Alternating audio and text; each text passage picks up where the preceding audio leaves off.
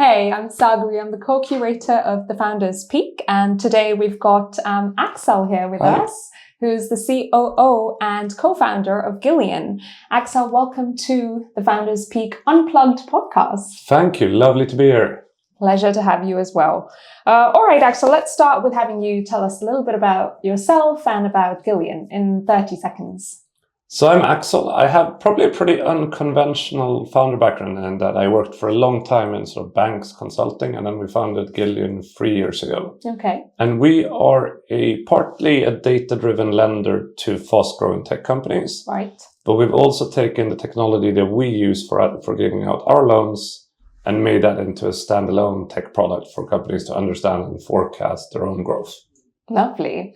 And I do know that Gilion used to formerly be known as R Capital. Was that correct? That is correct. All we right. were quite successful in sort of getting the word out there on our old names. It was somewhat painful to switch. We switched names in December. Switch?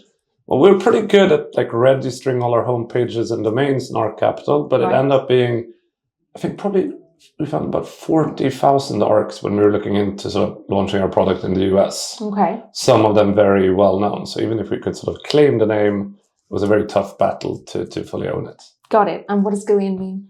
It doesn't mean all too much, but it does actually. It's probably how you should say a billion if you think about mega and giga. And our average customer has about 1 billion lines of data points that we analyze.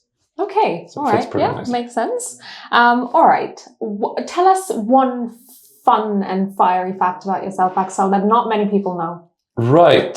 So I actually have my own literature prize with sort of my second name to it. We give out a Swedish, very, very small Swedish literature prize every year. That is very cool. Very, very cool fun fact there. Okay, well, let's tap into your sort of entrepreneurial wisdom now, right? As an entrepreneur, especially one that helps other entrepreneurs, what are the two biggest challenges that you've faced? I'd like to know how you've overcome them, and how did you go about when things weren't going according to plan? Good question. I think this goes for any startup, but maybe especially if you want to do anything in the lending side. There's a huge cold start problem to it, which is if you don't want too much risk in your lending, you have to lend quite a lot of money to get granularity. Yeah. No one will give you money unless you have a lending track record. And if you want to borrow money, you also need equity, which wants to understand how you borrow money. So that whole cold start problem was probably one of the tougher things we were facing. Took us a while, but once you solve it, you can scale really fast. How did you solve it? I think for us, it's a bit about if you don't have it, show what you would do, what you would do if you had it. So we basically built a straw man of our tech platform without having the data to support it. And we showed how our lending models would work without having the lending money. And then we actually got a big credit facility without having the equity for it. So we could then raise equity for having that loan facility, which is quite backwards way of doing it. Yeah. But we're probably also the only way to do it. Okay. And another such challenge that you can tell us about? We've had a few sort of pretty hard roadblocks where we've thought we've had a funding path forward, for instance, and then something has changed with our funding partner or other things sort of backing up our lending, and it's really been back to the drawing board. Yeah. And I think so the key thing there has been to not try iterating exactly where we are, but really take that as a chance to redo some critical parts of your infrastructure, regroup, and try to come back stronger. Yeah, quite a significant challenge, I'd say. And also as someone who empowers entrepreneurs to kind of scale rapidly, what's the most common roadblock you see founders facing? And how do you help them overcome it? I think there's probably two big ones. So one is there's a stage for any startup where you start by selling a story on yourself, right? And sort of pre-seed angel investing. Yep. People tend to stick with that for a bit too long and not really having the proof points for showcasing how their company is working. So, and you overcome that by being sort of very nerdy about sort of KPIs and data early on. Sure. Like even if it doesn't make any sense to have KPIs if you have 10 customers for a B2C, but if you start tracking them early on, you're going to have a track record of how they're improving. Right. That helps a lot. Okay, very good.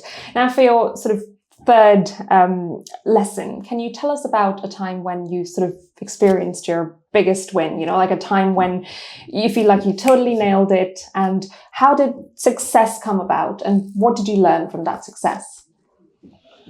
It's a good question. It probably comes back to that very same thing that was a roadblock for us as well. It was really when we realized we could nail this whole sort of cold start problem. We didn't have any actual track record, but we could sort of build on our collective group's knowledge and convert that into something that other people could study. Sure. And then we started seeing the paths of how these really complicated sort of debt funding things came together, and we realized this is actually going to work somehow. And that was a huge gamble for us. We were essentially spending our whole sort of pre-seed round on advisors on the sort of legal and financial side to get it together. Right. And then we figured this is actually going to work out. That must have been very rewarding, I'm sure. All right. Well, thank you for that. I am ready to have some fun with you now. Are you ready for a fun rapid fire round? Are you up for that? I am not ready, but I'm up for it. Okay, good. All right. So we've got 4 categories here. I'm going to have you pick one, and then I'm going to lay the cards out for you, pick a question, and then have you answer that question in about 3 seconds. And we'll maybe do 3 categories today. Great. So we've got a Shark Tank hustle category here. We have would you rather questions. We've got what if questions, and we've got trivia, this or that. We'll start with Shark Tank. Shark Tank. Okay, good choice. All right. Well, why don't you randomly pick a card? Do I get to read it out? I'll read it out. Oh. You get to answer. All right. Okay. I like this one. If you could trade places with another startup founder for a day, who would it be? Really good question. One of my idols is a Swedish woman called Martina Klingvall, who runs a company called Tellness. Okay. I would love to just have her energy and how she sort of inspires her team for a day. And why does she inspire you?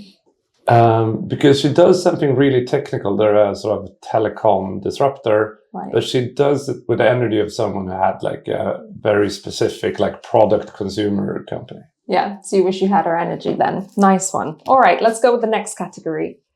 We'll do this or that. So the trivia round. All right. Yeah. Cool. All right. Let's go again. This one. Okay. Ooh, all right. What is the name of the first woman unicorn startup founder? You can tell me the name of the founder or the unicorn. Oh, I thought I should know this, but I'm drawing a blank. Do you want a clue? Yes, please. It's a shapewear company. Shapewear. It's not. I still don't know it. Were you going to say Lululemon? I was. No, close. Spanx. Ah, right. Which was founded by Sarah Blakely. Right. Yeah. All right. Well, that's good. But I like that you were thinking Lululemon. Yeah. Well, it's also a bit sad, right? We're thinking sort of women's apparel when I'm thinking female founders. Yeah. Well, no, it's good, isn't it? Just sort of women empowerment and women entrepreneurship. So, all right. Last one. The what if question or would you rather question? Would I rather? Okay. Cool. All right. Why don't you pick? Oh, got a few here. We'll do this one. That one. Yes. Okay. All right. I like this one too. Would you rather have a viral launch with massive server crashes or a slow, stable growth with no media coverage, and why? So I'm the sort of risk-adverse founder in our company. My co-founders would not agree, but I would take the slow, controlled launch just because I'm so concerned with sort of product and the customer experience. Yeah, all right. So the more sort of. But I'm typically outnumbered in our boardroom on this. Yeah, it's also when you said you know it's all about I guess entrepreneurship is all about risk taking anyway. So I was. Good to know. Good perspective for sure. But I hope this was fun, and thank you for being with us. It sure was. Thank you very much. Thank you.